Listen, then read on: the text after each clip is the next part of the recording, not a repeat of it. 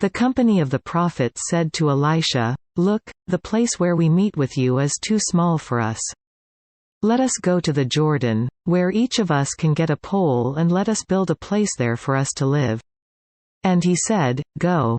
Then one of them said, "Won't you please come with your servants?" "I will," Elisha replied. And he went with them. They went to the Jordan and began to cut down trees. As one of them was cutting down a tree, the iron axe head fell into the water. "Oh, my lord," he cried out, "it was borrowed." The man of God asked, "Where did it fall?" When he showed him the place, Elisha cut a stick and threw it there, and made the iron float. "Lift it out," he said. Then the man reached out his hand and took it. Now the king of Aram was at war with Israel. After conferring with his officers, he said, "I will set up my camp in such and such a place." The man of God sent word to the king of Israel, "Beware of passing that place, because the Arameans are going down there." So the king of Israel checked on the place indicated by the man of God. Time and again Elisha warned the king, so that he was on his guard in such places. This enraged the king of Aram. He summoned his officers and demanded of them, "Will you not tell me which of us is on the side of the king of Israel?" "None of us, my lord the king," said one of his officers, "but Elisha, the prophet who is in Israel, tells the king of Israel the very words you speak in your bedroom." "Go, find out where he is," the king ordered, "so I can send men and capture him." The report came back, "He is in Dothan." Then he sent horses and chariots and a strong force there. They went by night and surrounded the city. When the servant of the man of God got up and went out early the next morning, an army with horses and chariots had surrounded the city. "Oh, my lord, what shall we do?" the servant asked. "Don't be afraid," the prophet answered. "Those who are with us are more than those who are with them." And Elisha prayed, "O Lord, open his eyes so he may see." Then the Lord opened the servant's eyes. And he looked and saw the hills full of horses and chariots of fire all around Elisha. As the enemy came down toward him, Elisha prayed to the Lord, "Strike these people with blindness." So he struck them with blindness, as Elisha had asked. Elisha told them, "This is not the road and this is not the city. Follow me, and I will lead you to the man you are looking for."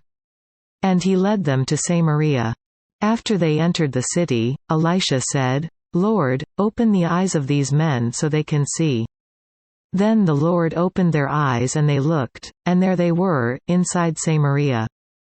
When the king of Israel saw them, he asked Elisha, "Shall I kill them, my father?" "Shall I kill them?" "Do not kill them," he answered. "Would you kill men you have captured with your own sword or bow? Set food and water before them so that they may eat and drink and then go back to their master." So he prepared a great feast for them, and after they had finished eating and drinking, he sent them away, and they returned to their master.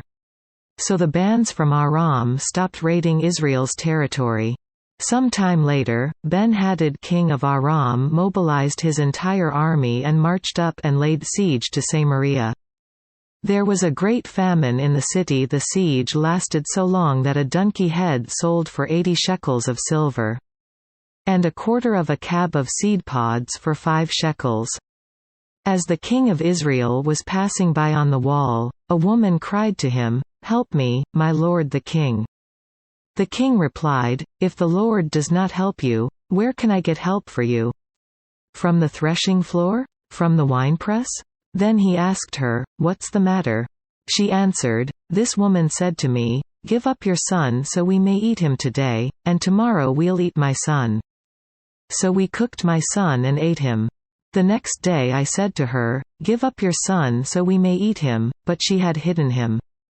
When the king heard the woman's words, he tore his robes.